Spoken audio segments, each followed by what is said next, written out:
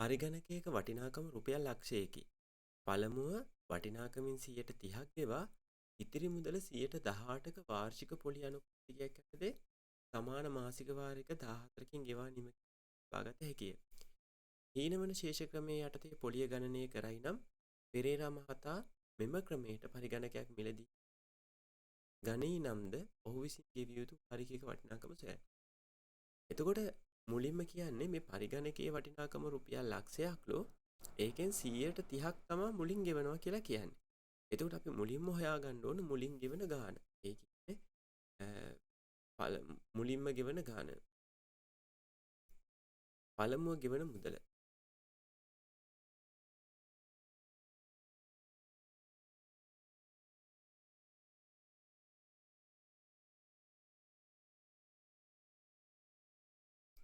අපිට මේ පළමුව ගෙවන මුදල හොයන්න පුළුවන් රුපියල් ලක්ෂයක මුදලින්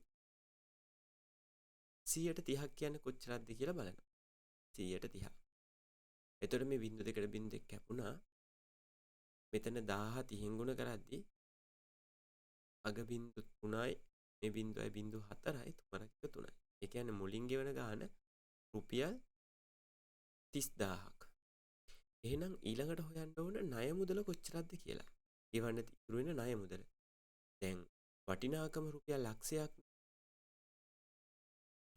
මේකෙන් මෙන්න මේ ණය මුදල මේ මුලින් ගෙවන ගාන අඩු කරගන්න ඕන. එතකොට මෙතනින් 30000ක් අඩු කරගන්න ඕන. එතකොට ලක්ෂයෙන් 30000ක් අඩු කරගන්නකොට 10න් 3ක් 7යි. ඒ කියන්නේ තව රුපියල් 70000ක් ගෙවන්න ඉතුරු වෙලා තියෙනවා. එතකොට මේක ගෙවන්නේ හීනවන ශේෂ ක්‍රමයට හින්දා අපි මුලින්ම හොයාගන්න ඕන මාසකට ගෙවන ණය කොටස කොච්චරක්ද කියලා. මාසෙකට ණය මුදලින් අඩු වෙන්න ගෙවන මුදල.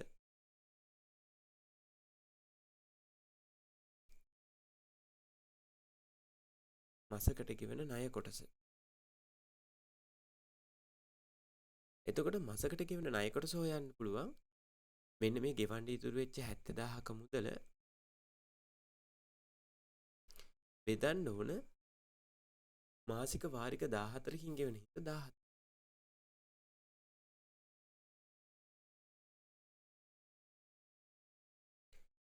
එතකොට ලැබෙනවා රුපියල් 5000ක් කියලා.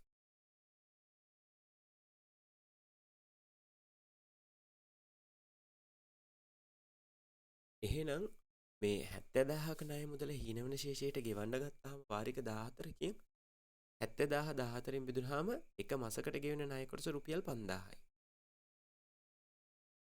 ඊළඟට අපි හොයන්න ඕන මෙන්න මේ මාස ඒකකයක්. මාසකට ගෙවෙන ණය කොටසට කියනවා අපි හීනවන ශේෂ ක්‍රමයට මාස ඒකකයක් කියලා. මෙන්න මේ මාස ඒකකයට පොලිය කොච්චරද කියලා හොයන්න ඕන. එහෙනම් ඊළඟ වගන්තිය මාස ඒකකයට පොලිය.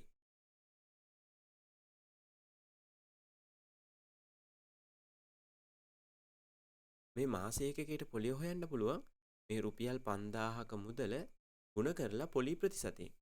මේකේ දීලා තියෙනවානේ වාර්ෂික පොලි ප්‍රතිශතය 18%ක් කියලා.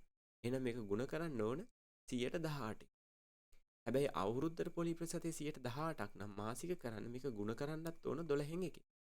දැන් මේක සුළු කරගන්නකොට බිංදු දෙකට බිංදු දෙක කැපෙනවා. 6 වරක් 18යි 6 වරක් 2 12යි. දෙවරක් 1යි දෙවරක් 25යි. මෙතනින් ලැබෙනවා අවසානට 25 වරක් 3 කියන්නේ රුපියල් 75ක්. එක මාස ඒකකයක් කියන්නේ රුපියල් 5000ක්. 5000ක මුදලකට අය කරන පොලිය රුපියල් 75ක්. ඊළඟට අපි හොයන්න ඕන මාස ඒකක ගණන කීයක්ද කියලා. මේ විදිහට 5000 කොටස් අඩු වෙන විදිහට කීයක් තියෙනවද කියලා. ඒක තමයි මේ මාස ඒකක ගන්න කියලා හොයන්නේ.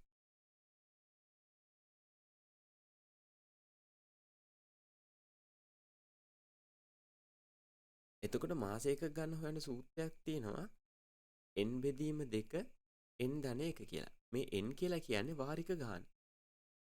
එතකොට වාරික ඔක්කොම ගෙවනවා නම් වාරික 14කින් මෙතන 14 බෙදීම 2 වරහන් 14 ධන 1. දෙවරක් 1යි දෙවරක් 7 14යි. එතනින් එනවා 7 ගුණ කිරීම 15. උත්තරේ එනවා 105ක් කියලා. එහෙනම් මේ විදිහට මාස එකක 105කින් තමයි මේ මුදල ගෙවෙන්නේ. එතකොට එක මාස ඒකකයට පොලිය රුපියල් 75 නම් මාස එකක 105ක් තියෙනවා නම් ඉවල තියෙන මුළු පොලිය හොයාගන්න ඕන ඊළඟට. මුළු පොලිය.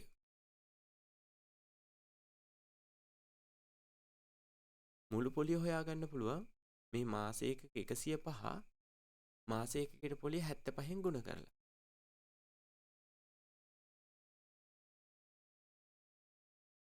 එතකොට ලැබෙනවා 7875ක් කියලා මේ දෙක ගුණ කරගත්තා. එතකොට ගෙවන්න තියෙන මුළු පොලිය 7875යි.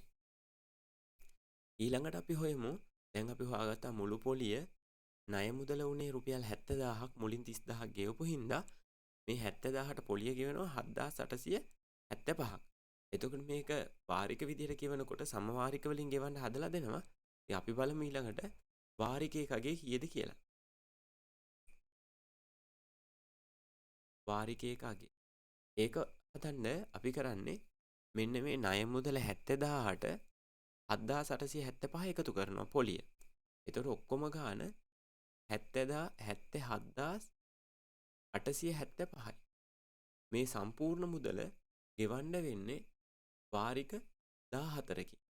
එහෙනම් එක වාරිකයක අගය හොයන්න අපි මේ සම්පූර්ණ ගාන බෙදනවා 14කින්.